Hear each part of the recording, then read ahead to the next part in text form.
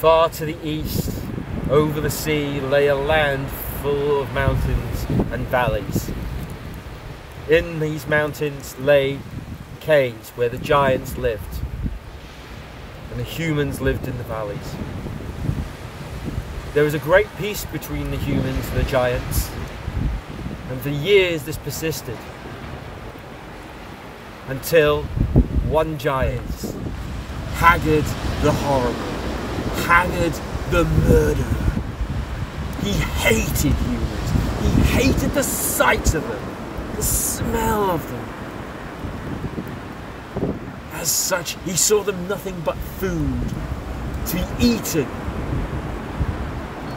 And every summer, at midsummer, he would wake and come down from his mountain into the valleys, crying, "I'm gonna find you.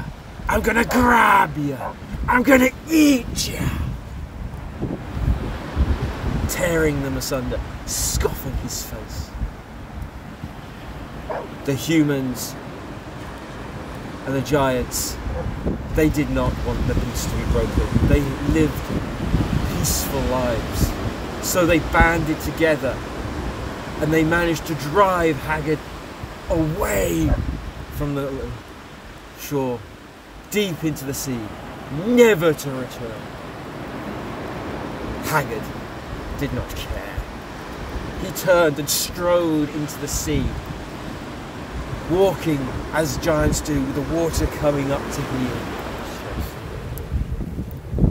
Soon he came and found a land that had mountains and caves, and there he took residence.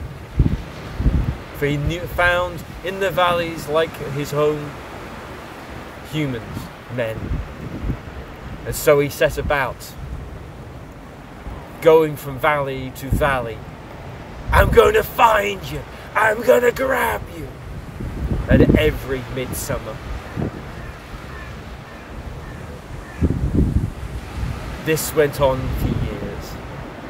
Valleys and communities being lost to this murderous beast. Finally, they had enough.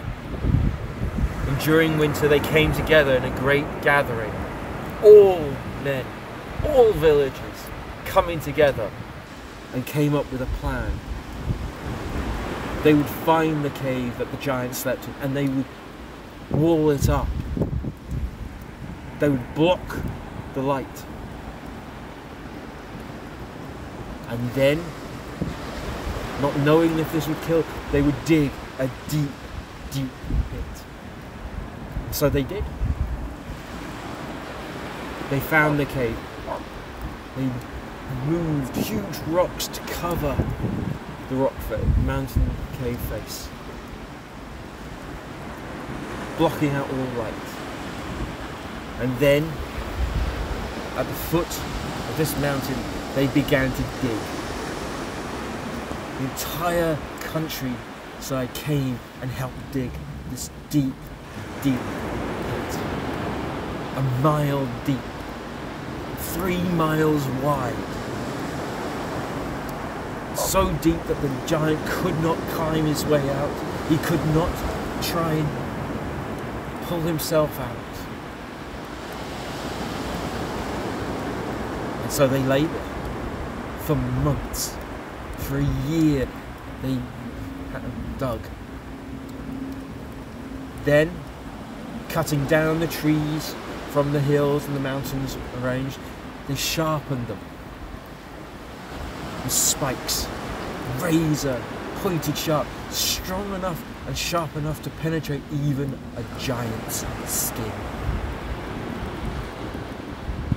And once they were ready, they covered this huge hole with shrubs to make it look like it was completely normal.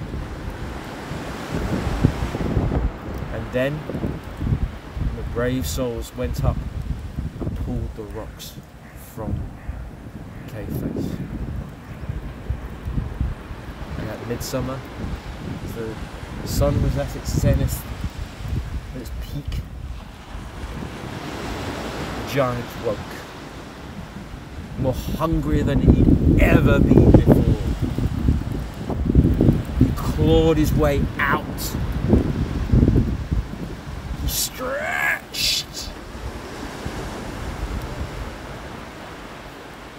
And then he looked down. And he saw he saw men gather. He saw them in great swathes. Here was a feast for him. I'm gonna find you. I'm gonna grab you. I'm gonna eat you, was his cry. And he began to stride. He began to run down the hill, faster and faster, the ground shaking at every step. And as he got to the foot, he launched himself at the men in front of him. And as he landed, the ground gave way. The covers of the pit broke with all of the weight of him landing on it. And down he fell. Ah!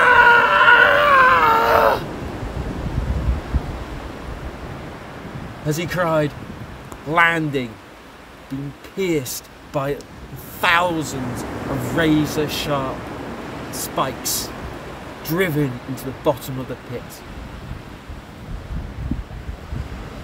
Silence rang, and the men gathered at the edge, listening, looking, trying to peer down to see if their plan had worked. From the bottom came a sound, a terrifying sound. I'm gonna find you. I'm gonna grab you. I'm gonna eat you. The monster was still alive.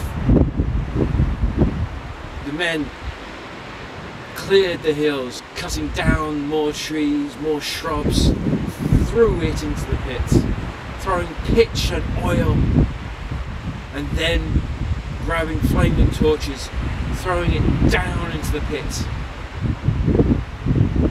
From the depth, such a fire rose into the air, clouds of still they fed the fire. They were going to kill the monster no matter what.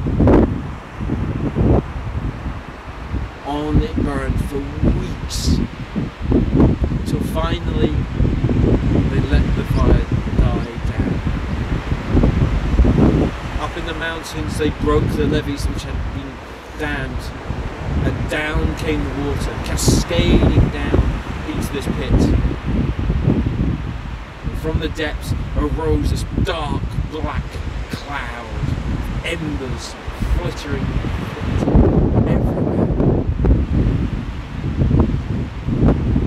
Finally, it began to disperse. The lake, which had now been formed, settled. Men gathered at the edge, and they decided that come spring, they would come again and celebrate their victory. The monster was dead. And so it was. At the beginning of spring, the first day of spring, they came and began to celebrate. Crowds ringed the lake. Fires were burning. But as they did, they began to notice clouds appeared to be flittering, flying things, dark little things. They watched as they began to descend, getting closer, and then a sound, a very faint sound.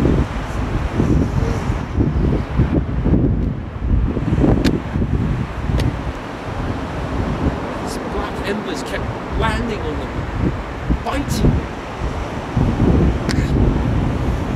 grabbing them, trying to hear the voice coming from this ember. I'm gonna find you. I'm gonna grab you. I'm gonna eat you.